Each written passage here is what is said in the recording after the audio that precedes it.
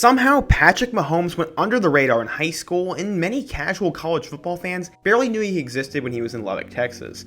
He tore it up at Texas Tech and put up eye-popping numbers, but he never really won anything big as a Red Raider and didn't explode until he got into the NFL. I am joined by Jonathan from Embrace the Grind to talk about Patrick Mahomes before he was a superstar and why his talent was wasted in college. Sorry, Texas Tech fans. We will talk about all of that and more, but please be sure to subscribe to both my channel and Jonathan's channel. Like the video if you want to help it get in the algorithm, suggest another superstar I should take a look at next, and stay until the end and turn on post notifications. Now let's get started and let's talk about Patrick Mahomes. Hey y'all, my name's Jonathan from Embrace the Grind. Make sure you subscribe to Scott's channel if you have not already. Patrick Mahomes falling through the cracks in high school is still a mystery to everybody today. Mahomes grew up in White House, Texas, and is the son of former Major League Baseball pitcher Pat Mahomes. From a young age, the Chiefs quarterback developed a reputation around town as an athletic freak. Part of this was due to his father being a famous Major League Baseball player, but that wasn't the only reason.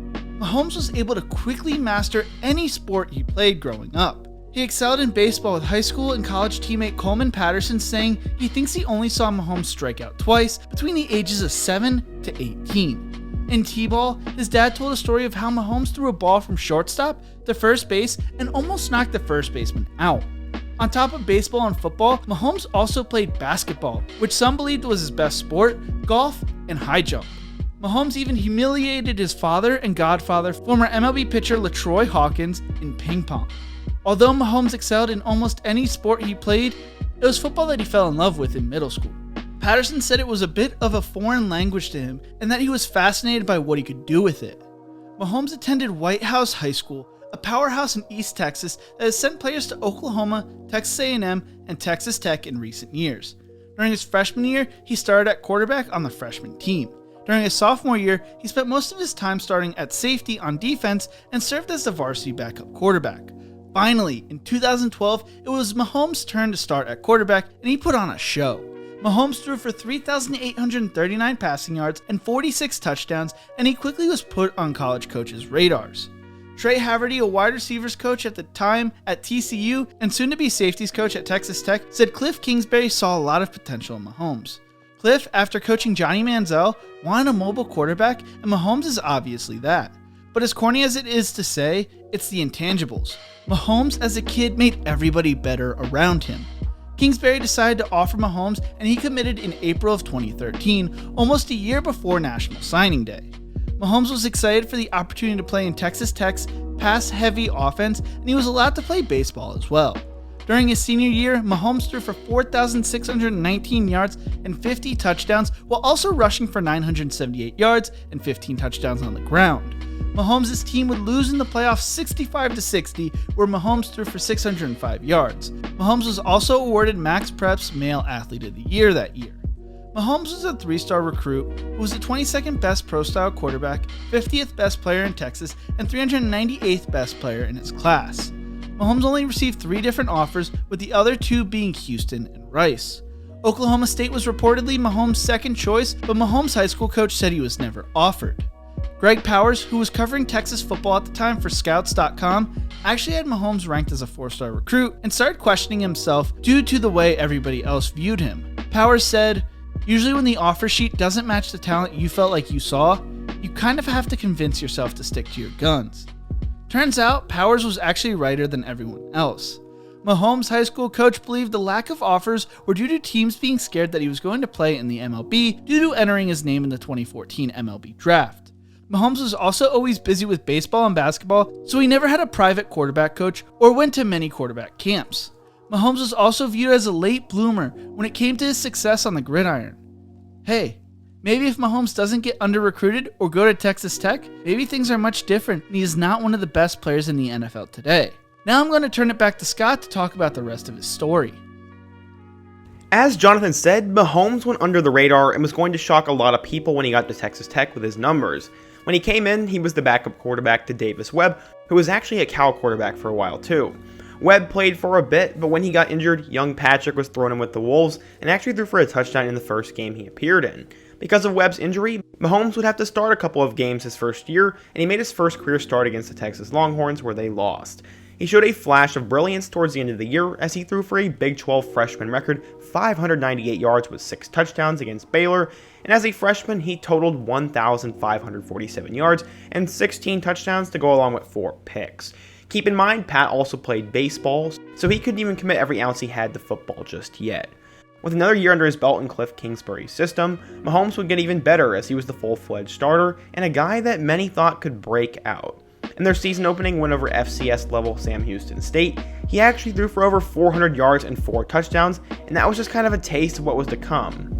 He got his first big win over Arkansas before they dropped 2 straight games to top 5 opponents, and he had still yet to beat a ranked opponent.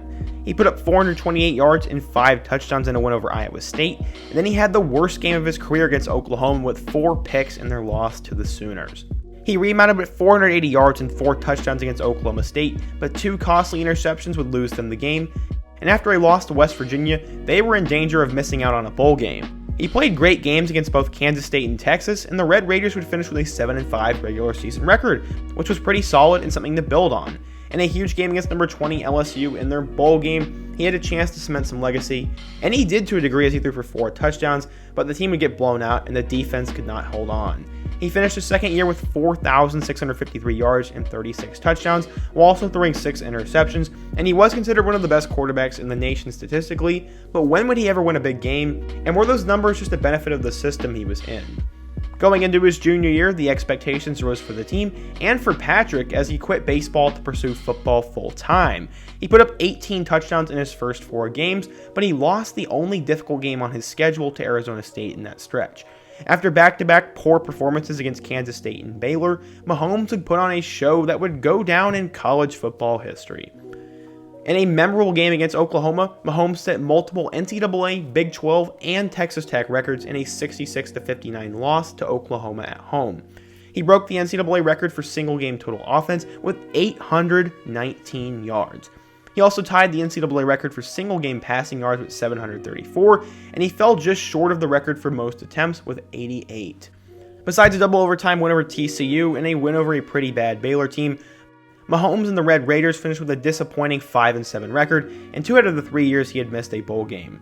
He would finish his junior year as the nation's top passer with 5,052 yards, 41 touchdowns, and 10 picks, which were pretty insane numbers, but he couldn't win a big game, and was it just the air raid system he was in? Despite all the backlash, Mahomes entered his name into the 2017 NFL Draft pool, and he got mixed grades.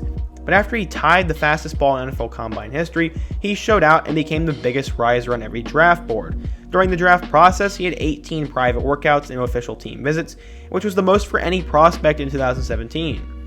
On draft night, the Buffalo Bills traded their pick to the Chiefs, and with the 10th overall selection, they took Patrick Mahomes, and he was headed to Kansas City to be the backup to Alex Smith.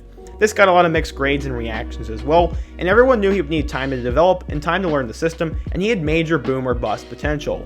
I don't need to go through his NFL career at this point because we all know about that, and he's become one of the best players in the league, if not the best, and will be one of the best players to ever play the game of football. Looking back at his Texas Tech career, he was completely wasted in college football, and it's not necessarily his fault.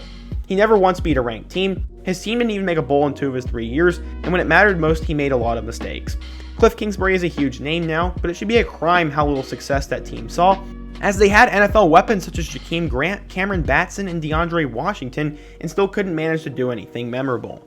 I know it's not the fans' fault. With all the talent Mahomes possessed, we missed out on seeing the full potential of one of the best college football players ever potentially. Either way, credit needs to be given to Texas Tech for taking a chance on him, and for Kingsbury developing him into the player he is. Most of the blame can be placed on the Red Raider defense, but I guess we will just never know. I am not meaning to offend any Texas Tech fans in this video, and sorry if you're triggered by what I said, but you have to admit that the talent that Mahomes possessed was kind of wasted during his time in college football. If you enjoyed this style of video, please let me know down in the comment section and show your support, and let me know another player I should do next. Before you go, give the video a like, subscribe if you're new, and check out my other video just like this about Alvin Kamara. I hope to see you guys again soon, but until next time, peace.